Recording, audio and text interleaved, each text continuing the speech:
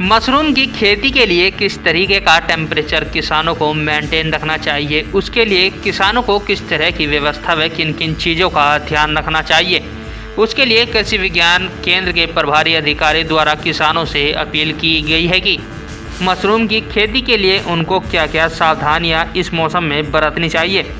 जिसमें कृषि विज्ञान केंद्र के प्रभारी अधिकारी डॉक्टर I.K. कुशवाहा ने जानकारी देते हुए बताया कि इस समय सफ़ेद मटन मशरूम का सीजन चल रहा है, जिसकी सहारनपुर में किसान भाइयों ने काफ़ी पैदावार की है।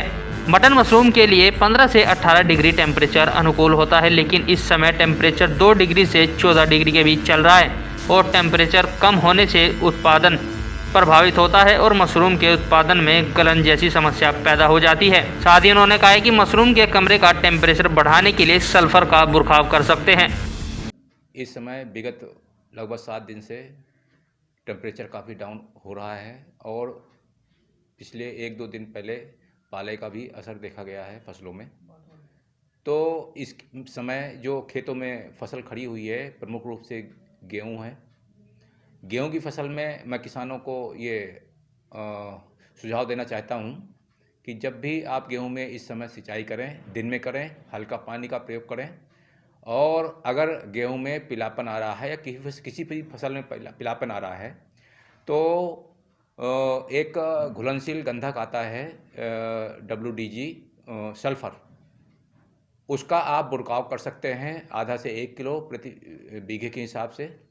तो ये सल्फ़र जो है गर्म मिजाज का होता है और इसका छिड़काव या बुरकाव करने से क्या होगा, फसलों का जो टेम्परेचर है, ज़मीन का जो टेम्परेचर है घटने से रुकता है और फसलों में जो पानी जमने की स्थिति होती है वो पानी जमता नहीं है और फसल भी हमारी सुरक्षित रहती है। दूसरा ये है कि इस समय खेतों में आलू की फसल, टमाटर की फसल खड़ी है तो इसमें पाले का असर बहुत ख़राब होता है और प्राय देखा जाता है कि जब वातावरण में नमी होती है और ज़मीन में भी नमी होती है तो इसमें एक पछेती झुलसा बीमारी का प्रकोप हो जाता है।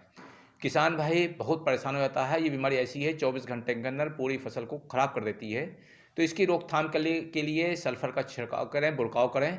दूसरा ये भी करें, अगर बीमारी को तुरंत रोकना है तो किसान भाई को ये अनुरोध करूँगा कि मेटालिजिल प्लस मैनकोजेब का एक साल्ट आता है, वो उसका छिड़काव करना है 2 ग्राम प्रति लीटर पानी के हिसाब से। इसका एक ही छिड़काव करने से बीमारी तुरंत उसी समय रुक जाती है।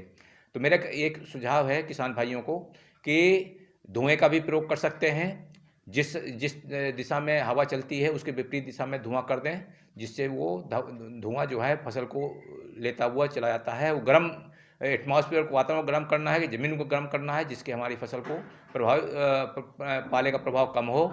और कोशिश ये करें कि हल्का पानी डालेंगे, छिड़काव करें, कभी भी सूखी ज़मीन न रखें। सूखी ज़मीन में पाले का प्रकोप ज़्यादा नुकसान पहुंचाता है फसलों को। Hey there. Subscribe to my channel.